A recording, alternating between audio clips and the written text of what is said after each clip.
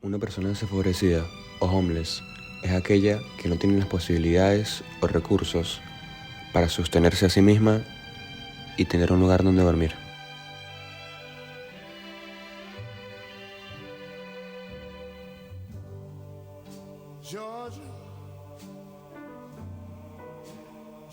En Estados Unidos, el año pasado, la población de personas sin hogar aumentó a 590.000 y el Departamento de Casas y Desarrollo Urbano de Estados Unidos estima que hay alrededor de 90.000 personas sin hogar en la ciudad de Nueva York.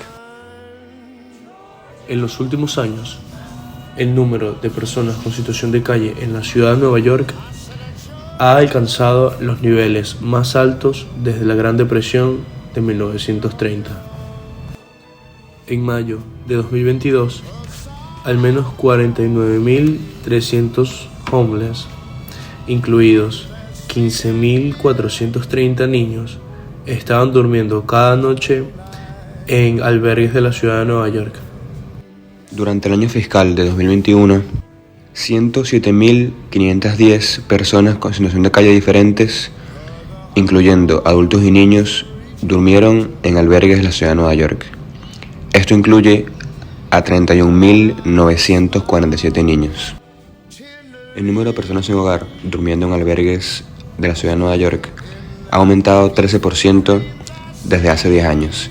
Sin embargo, el número de personas sin hogar ha aumentado 88% desde el mismo tiempo. Aproximadamente 56% de los homeless en los albergues son negros, 32% son hispanos o latinos, el 7% son blancos y el menos de 1% son asiáticos o nativos. Estadísticas nos dicen que la gran mayoría de las personas sin hogar en Nueva York son personas que actualmente están viviendo una enfermedad mental y otro problema de salud severo.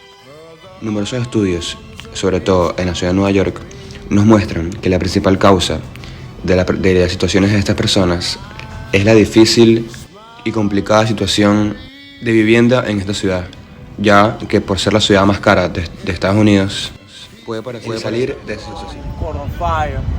And when I opened the door, a backdraft went into my face and it went in my eye, messed up my eye when I was 3 years old, cut my eye, the muscle, so I'm like, I can't see really in my eyes, so that's why I'm like this.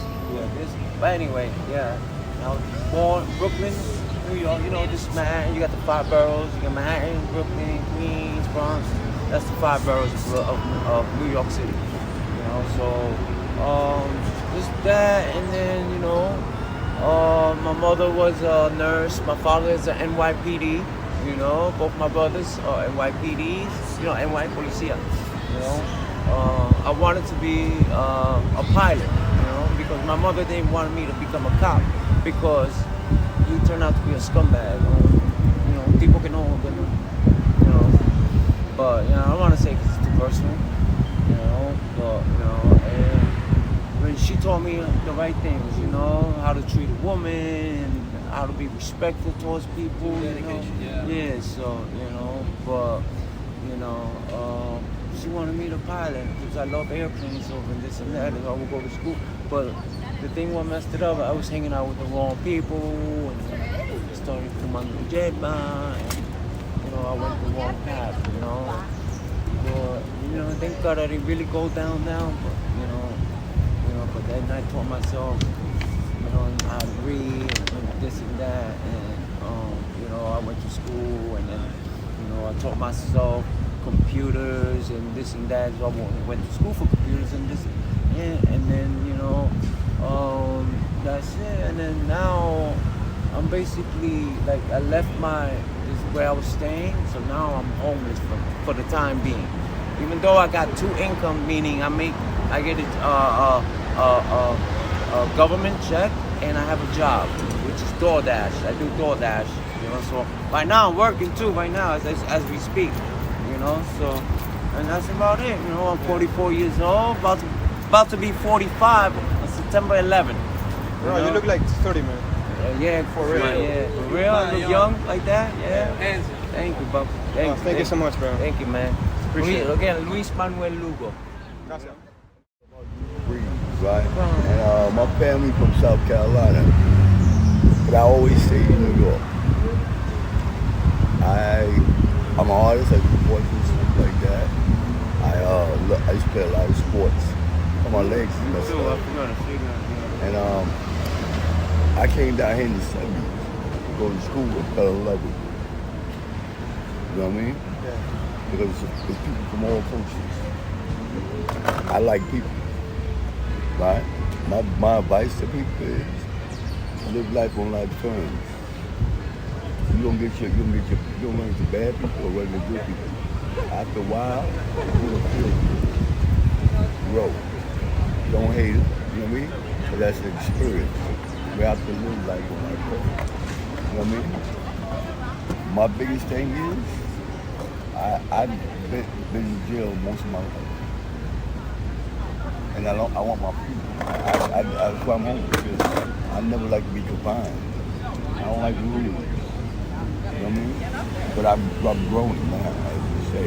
I'm 61 years old. You're looking younger, bro. Thank you. And you know what I love? Because I can still see the sunshine every morning. And I don't hate nobody. And I don't feel bad about my situation. Because I grow. I'm getting an apartment soon. You know what I mean? I gotta learn to live that life. But you know what? Life is an experience. I gotta experience it. And I'm still growing. I'm still a young man. Yes, sir. I feel like I'm 14. You know what I mean? I'm ready to start a new career. You know what I mean? I have fun, man. And I enjoy people. It's all about the spirit, bro. That's right. That's me. I got a good spirit. And people gravitate towards me. Yeah. Because I got a good spirit. Oh, you got good energy, bro. You got good energy, man. I appreciate for everything, brother. All right. Thank you so No much, doubt, man. I'm Kelly, and I work for the Department of Housing and Shelter in New York City. I've been working as a social worker with the homeless population here for the past 5 years. There are a number of reasons that would cause one to become homeless. Many of the cases we see, they suffer mental illnesses, and without proper resources and public resources for them early on, if they don't have access to private resources, a lot of them end up in the streets and end up being homeless, unfortunately. Also, with the cost of living going up in Manhattan and in all the areas around New York, it's really difficult for people to keep up economically. And once they kind of already fall off and fall behind, it's really hard for them to catch up again, and they end up becoming homeless. Other causes are just a single emergency or a single illness in the family will cause someone to become bankrupt and again end up losing their home and being on the streets. So this is something that's becoming even worse as New York becomes an even more affluent space. A lot of the housing and real estate goes to development and big corporations, and there isn't enough protections and support for individuals and lower income families. In terms of solutions, I'm not too sure what we can do. I think the problem with a lot of the current shelters is that there are a number of rules and stipulations that's really hard for individuals to actually keep up with. Some are that they have to check in by 10 p.m. and if they don't come in by 10, they're locked out for the night, or they have to go to a completely different location to get rechecked in or reprocessed. And I think a lot of these processes are really hard for individuals who don't have a lot of resources, and I think it isn't really doing what it needs to help them. So I'm not really sure how we're going to fix this problem. I think the best thing we can ask for individuals and people in New York City is to get involved in local politics and vote for people who are going to make changes right here in our communities, because these aren't like big federal policies that are going to fix it. We need to definitely put more resources to public agencies and investing in the community and making sure we have zoning laws and the right laws to keep, housing, that there's available housing for lower income communities so they can afford it and have housing. And this is something that impacts everyone, right? When the bottom of the communities are lifted up, everyone in New York benefits. So I just hope that we can get other people on board to vote for the right people, and hopefully we can find better solutions for the homeless people in New York sooner. Más allá de creer que es una situación gubernamental, hay que entender que es un problema que nos compete a todos, ya que son parte de la sociedad y nuestro mundo. Situaciones de la vida son las que te llevan. A veces no se tiene otra opción y a veces se tiene, pero no la podemos ver. Siempre se puede hacer algo. Una pequeña cosa para ti puede ser un gran gesto para ellos.